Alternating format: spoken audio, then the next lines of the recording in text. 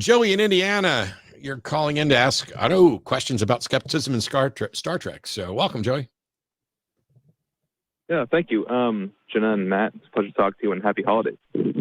Thank you. So I actually had heard, I heard in the past, Matt, but I'd be interested to get Jenna's take on this. Matt, you said something along the lines of you've seen every second of every episode of every season of Star Trek. And so...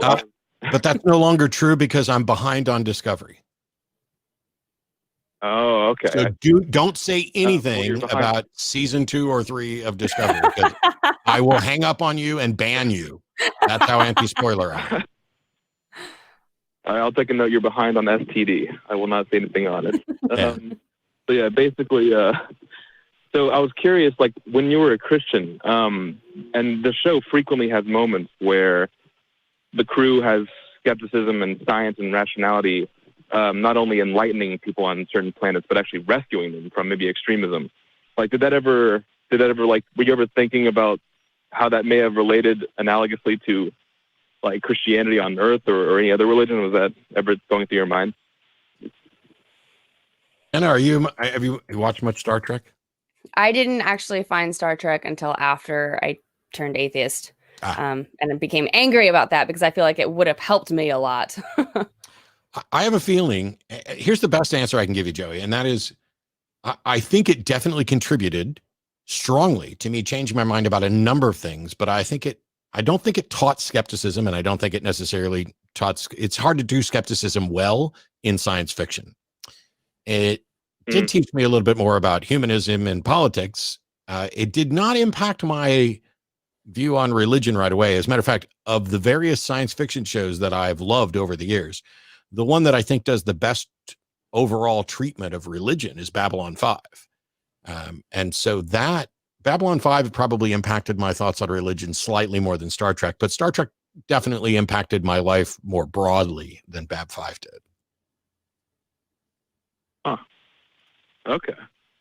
Well, I remember Spock having some flawed logic. Like, I saw one episode, and I remember Spock saying something like, if you eliminate all of the other possibilities and there's only one left, then that's what it must be. And it meant that there was, like, somebody jumping through time. And I'm like, well, that doesn't necessarily mean that that's...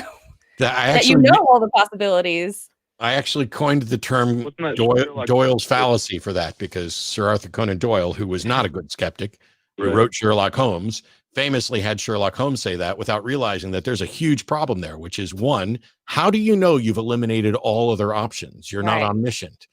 And what that means is that Doyle, in his own life, he thought Houdini could dematerialize, because when Houdini escaped from ropes and chains and locks and stuff, they would still be, the knots would still be tied, the chains would still be. And so he thought he had eliminated all other options, and he concluded that Houdini was dematerializing. Now, this is what Sir Arthur Conan Doyle thought, who also fell for the Cottingley Fairy story. He was not a skeptic. And so I've been generally unimpressed with Sherlock Holmes and that statement about when you eliminate all of the possibilities, whatever. How do you know you've done that? You don't. And really what we should be teaching is that when you think you've eliminated all other possibilities, if there's still not positive evidence for what remains, your answer should be, I don't know.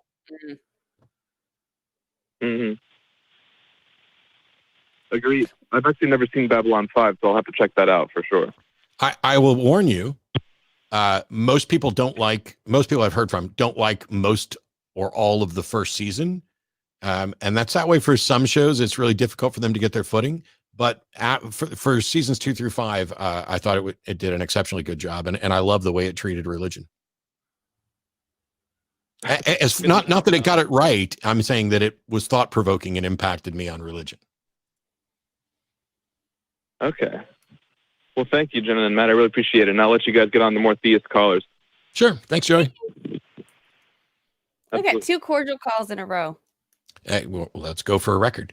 I got a lot of theist callers here. By the way, yes, I'm a huge sci-fi fan. There's a number of shows that I've loved over the years. I definitely recommend. It's like the top 3 are Star Trek, almost all of them. Babylon 5 and Stargate. I haven't seen any of them, really. Oh my gosh, Stargate kind of is more along the lines of the mythicist treatment of religion. Babylon 5 just treated religion in a way that was more interesting to me. Maybe not so for other people. Who knows?